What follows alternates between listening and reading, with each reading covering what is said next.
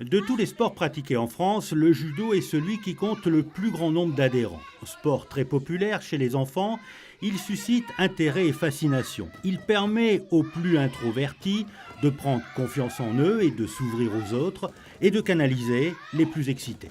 Ça donne une certaine on va dire, dynamique et un certain contrôle sur les enfants. C'est la continuité de l'école, hein. C'est comme beaucoup de sports, mais le judo s'apprête énormément parce qu'il y a des systèmes d'opposition, des jeux d'opposition. Donc ici, tout est permis, entre guillemets. On peut se tirer, se pousser, se faire tomber.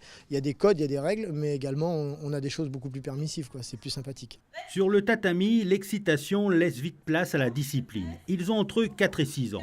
Certains sont débutants, d'autres pratiquent la discipline depuis 1 an ou 2 ans au Judo Club de Monaco.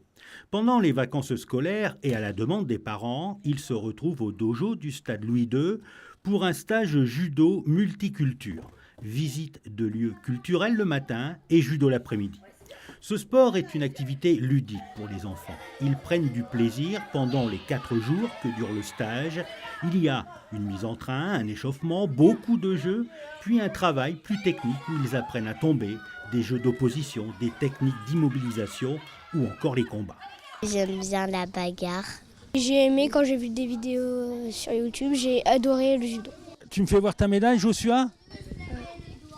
T'es content? Oui. Oh, t'as pas l'air content. Tu dois avoir un grand sourire quand on gagne une médaille comme ça.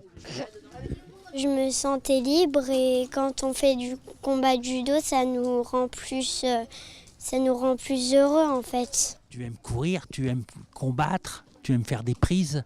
J'aime combattre. Tu vas être un grand judoka plus tard ou c'est pour t'amuser aujourd'hui? C'est pour être un très grand judoka plus tard. Sarah Allag, championne de France, et Stéphane Lemonnier encadrent les séances. Ils ont l'œil à tout et ne sont pas avares de conseils.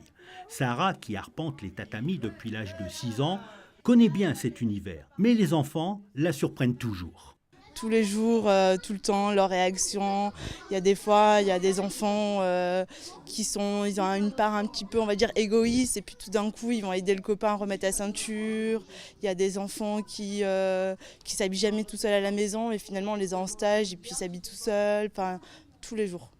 Le judo est souvent recommandé par les médecins. Il développe chez les enfants habileté, motricité, coordination, souplesse, agilité, vitesse et force. Le code moral du judo développe aussi les notions de politesse, de respect, du contrôle de soi et de courage.